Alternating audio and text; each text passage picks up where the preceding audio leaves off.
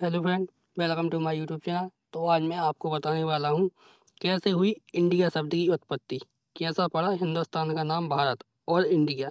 आपको बता दें कि संविधान में इंडिया शब्द हटाने को लेकर याचिकाकर्ताओं ने सुप्रीम कोर्ट से गुहार लगाते हुए कहा कि इंडिया शब्द भारत की गुलामी का प्रतीक है और इसे हटाया जाना चाहिए। पूरी वीडियो को जानने के लिए वीडियो के अंत तक बने रहें।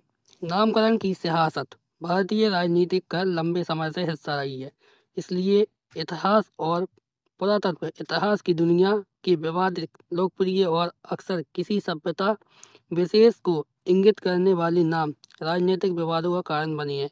बात चाहे फिर इलाहाबाद की प्रयागराज की हो या फिर औरंगाबाद के छत्रपति संभाजी नगर की हो या फिर आज भारत के संविधान में इंडिया शब्द को हटा दिए जाने की बात हो। दरअसल किसी भी राष्ट्र का नाम उस देश की अस्मिता और ऐतिहासिक धरोहर के गौरव को अप्रत्यक्ष रूप से संजोता है। वहाँ के नागरिकों को उनके इतिहास, संस्कृति और सभ्यता के प्रति गौरव की याद दिलाता है। जाहिर है, राष्ट्रों के नाम वहाँ के जनमानस की धारा के बहते इतिहास का अभिमान ही रहे हैं और इसके साथ किसी भी तरह का बदलाव अक्सर सियासी दंगल का कारण बना है। बहरहाल इस भारतीय राजनीति राष्ट्र के नाम को लेकर विवादों के केंद्र में है। साल 2024 के लोकसभा चुनाव में मोदी सरकार को चुनौती देने के लिए अस्तित्व में आया विपक्ष का नया गठबंधन INDIA इस समय जहां पहले ही अपने नाम को लेकर ही निशाने पर, वहीं अब भाजपा सांसद हरनाथ सिंह यादव ने भारतीय संविधान में लिखे इंडिया शब्द का ही विरोध कर दिया, जबकि देश के सर्वोच्च अदालत में तो एक याचिका भी इंडिया शब्द को हटाने को लेकर लगाई गई है। संविदा में इंडिया शब्द हटाने को लेकर याचिकाकर्ताओं ने सुप्रीम कोर्ट से गुहार लगाते हुए कहा, इंडिया शब्द भारत की गुलामी का प्रतीक है और इसे हटाया जाना चाहिए। देश मांग कर रहा है कि इंडिया की जगह भारत शब्द का इस्तेमाल किया जाना चाहिए। इंडिया शब्द अंग्रेजों द्वारा दी गई एक गाली है, जबकि भारत शब्द हमारी संस्कृति का प्रतीक है। चाहता हूँ कि संविधान में बदलाव हो और इसमें भारत शब्द जोड़ा जाए। इधर कुछ दिनों पहले भाजपा के राज्यसभा सदस्य नरेश बंसल ने भी संविधान से इंडिया शब्द हटाने की मांग कर चुके हैं। वे कह चुके हैं कि इंडिया शब्द औपनिवेशिक दासता का प्रतीक है और इसे हटाया जाना चाहिए। जबकि इसके पूर्व प्रधानमंत्री मोदी भी 25 जुलाई को भाजपा संसदीय दल की बैठक में विपक्षी गठबंधन INDIA पर निशाना साध चुके हैं।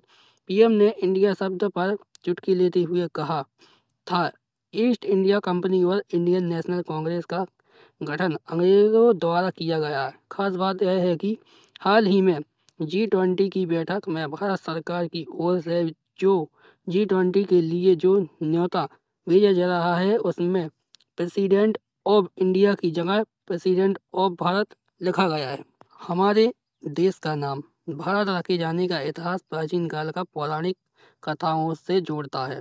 भारतवर्ष के नाम की कहानी तो सीधे ऋषभ देव के पुत्र भरत से जुड़ती है। हिंदू ग्रंथ स्कंद पुराण ऋषभ नाभिराज के पुत्र थे, ऋषभ के पुत्र भरत थे। इधर कई पुराणों में भी कहते हैं कि नाभिराज के पुत्र भगवान ऋषभ देव रहे और उनके बेटे रहे। भरत भी चक्रवर्ती थे और उनका साम्राज्य चहुं दिशाओं में फैला हुआ था। उनके नाम पर ही हमारे देश का नाम भारतवर्ष पड़ा।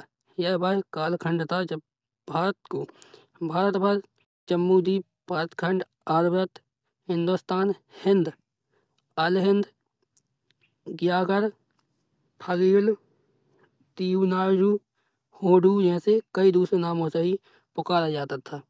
इधर इतिहासकारों के अनुसार मध्यकाल में जब भारत पर तुर्क और ईरान आए तो उन्होंने सिंधु घाटी में प्रवेश किया। बेसा का उच्चारण है हा किया करते हैं थे और इस तरह सिंधु को उन्होंने हिंदू के रूप में पुकारा और आगे इस राष्ट्र का नाम हिंदुस्तान हो गया। यह तर्क यही था कि भारत में रहने वाले रहवासियों को उन्होंने हिंदू कहा और स्थान को हिंदुस्तान कहा। इधर विवादित रहे और दक्षिण पंथ की राजनीति के स्तंभ रहे वीर सावरकर ने अपनी पुस्तक हिंदुत्व में भी इसका जिक्र किया है, जिसे वरिष्ठ पत्रकार सुभाष ज्योति ने अपनी पुस्तक हिंदू होने का धर्म में भी उल्लेख किया है, जहां वे सावरकर के हिंदुत्व को परिभाषित करते हैं। बहरहाल उस कालखंड में सा के हा उच्चारण किए जाने का और हमारे देश नाम हिंदुस्तान पड़ जाने की यह धारणा जहां एक और काम कर रही है, वहीं भारत के दूसरे नामकरण की प्रक्रिया में इस राष्ट्र का हिंदू घाटी की सभ्यता का होना भी काम कर रहा है। दरअसल भारत के इंडिया नामकरण के पीछे एक और कहानी है, जो इतिहासकार की गलियारियों से यहाँ तक आती है।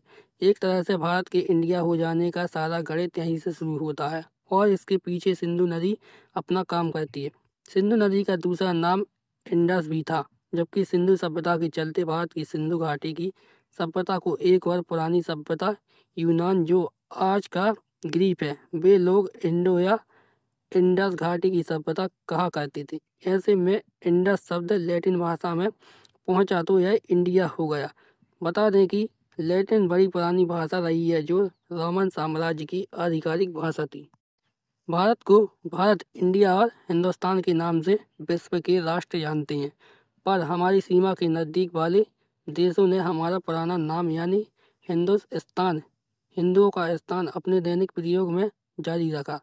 फारसी, यहूदी, ग्रीक, इन राष्ट्रों में भी हमें सदैव से हिंदू यानी हिंदू के तौर पर ही पुकारा जाता है।